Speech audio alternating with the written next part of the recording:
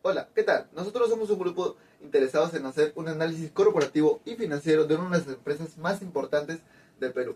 En este caso hemos escogido a Bacus, que es una de las cerveceras más importantes del país y un referente en gestión, innovación y control financiero. Para cualquier persona que quiera ser un analista, entender cómo funciona Bacus es clave. Cómo maneja su liquidez, cómo gestiona su capital de trabajo y cómo se mantiene con un gran liderazgo en un mercado tan competitivo. Nuestro objetivo no es hacer un análisis académico, sino entender cómo funciona Bacus por dentro y por qué esta empresa es atractiva para un futuro profesionalmente financiero. Además, Bacus tiene más de 140 años de historia y marcas icónicas como Cristal, Pilsen y Cosqueña. Hoy forma parte de AB InBev, que es uno de los grupos cerveceros más grandes del mundo, lo que implica que tiene estándares globales en logística, distribución y decisiones basadas en datos. Además cuenta con plantas y centros de distribuciones en todo el Perú. Para un analista, Bacus es un entorno ideal, alto volumen, operaciones complejas y un aprendizaje directo de una multinacional. Y por último, para evaluar a Bacus, utilizaremos una metodología propia de un analista financiero, análisis vertical y horizontal, una revisión de flujo efectivo, una evaluación de los ratios de liquidez, solvencia, gestión y rentabilidad. Incluiremos indicadores clave como el ROA y el ROE, el cual este último vamos a hacerlo a través del método Dupont para no dejar ni un cabo suelto. Y haremos nuestras conclusiones y recomendaciones. Sigue mi compañero. Llegado al punto del estado de flujo de efectivo, tenemos que para el año 2024 este valor es de 432.433 miles de soles, lo cual si bien es un valor positivo, es una reducción en comparación con el año anterior. Esto, por ejemplo, debido a un deterioro en el flujo por las actividades de operación, aunque también hubo un incremento en el flujo de las actividades de inversión, debido a reembolsos de préstamos y venta de activos. Esto dando que de 2023 a 2024 hubo una reducción del 41% en este valor, lo cual significa que Bacus utilizó su efectivo acumulado para cubrir ciertos requerimientos operativos a lo largo del año. Aún así, Bacus mantiene un estado financiero estable para el futuro. Acerca del análisis vertical para el año 2024, hay que tomar en cuenta que las inversiones fueron más de 13 millones. De eso, un 72.72% se destinó a los activos de largos usos. Es decir, Bacus está centrando su estrategia más que nada en las inversiones a largo plazo. También hay que considerar que a nivel de lo que es la deuda con los dueños o financiamiento interno, este resultó mayor a 2 de las terceras partes de la deuda total, es decir, pasivo con patrimonio, representando un porcentaje significativo del 67.05% del total. A nivel del análisis horizontal, tenemos que dentro de las inversiones, el activo fijo aumentó y los activos corrientes se redujeron. A nivel de las deudas, tenemos que el financiamiento externo bajó, caen las deudas a corto plazo, y en el nivel de financiamiento interno, este aumentó debido principalmente a un incremento en los resultados acumulados. También, dentro del estado de resultados, tenemos que la ganancia neta aumentó en 3.27% con respecto al año anterior, a pesar de haber sufrido una disminución en la ganancia operativa.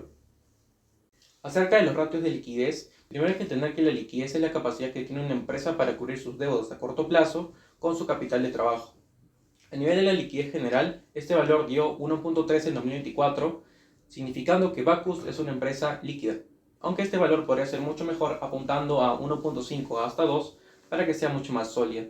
A nivel de la prueba defensiva hay que considerar que el valor fue de 0.13, lo que significa que a nivel de liquidez inmediata Bacus no es tan buena, aunque respecto a sus días que tiene para afrontar sus pagos, este valor fue de 49, lo cual es muy positivo para una empresa, ya que es una cantidad muy suficiente, que por eso es mejor sí, pero que es suficiente para afrontar sus deudas con su capital de trabajo.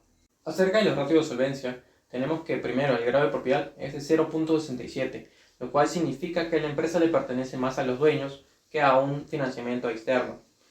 También tenemos que la cobertura de intereses es de 2.28, lo cual significa que la utilidad operativa es hasta 2 veces superior a los gastos financieros. Y por último, acerca de la cobertura del activo fijo, este valor es de 0.96, lo cual significa que la empresa está centrando bastante su financiamiento en inversiones a largo plazo, en activos de largos usos.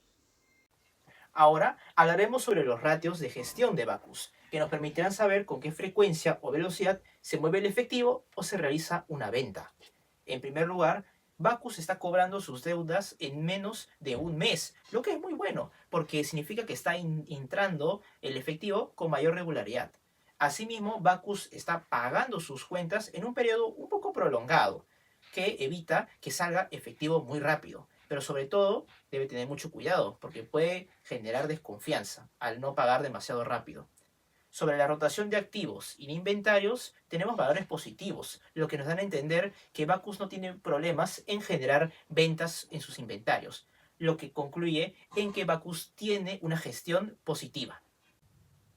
Por otro lado, sobre los ratios de rentabilidad, tenemos que el margen bruto de la empresa Bacus es del 66, casi 67%. Positivo, el costo de ventas no está impactando la ganancia bruta por la venta.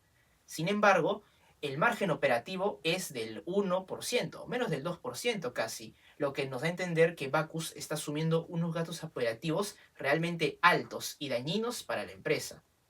En contraste, el margen neto es del 32%, que comparado al margen operativo es mucho mayor, dándonos a entender que Bacus está dependiendo de otro tipo de ingresos para poder solventar sus operaciones.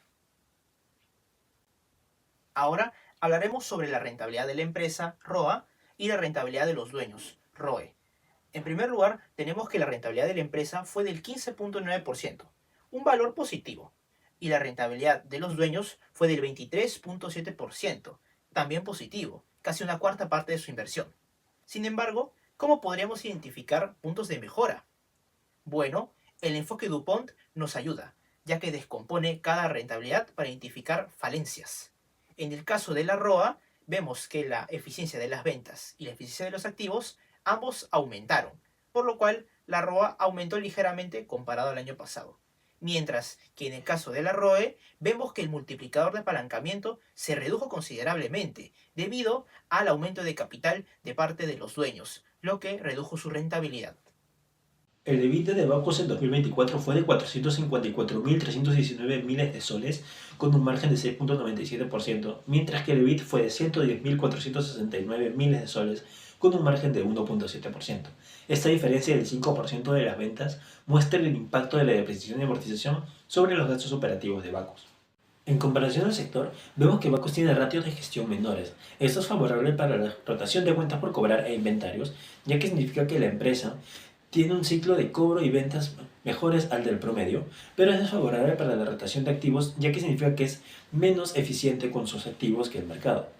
En cuanto a los márgenes brutos y netos del sector, estos son de 59.85 y 21.4% respectivamente, menores a los de Bacus, lo que significa que esta empresa es más eficiente y más rentable con sus ventas que su competidor promedio.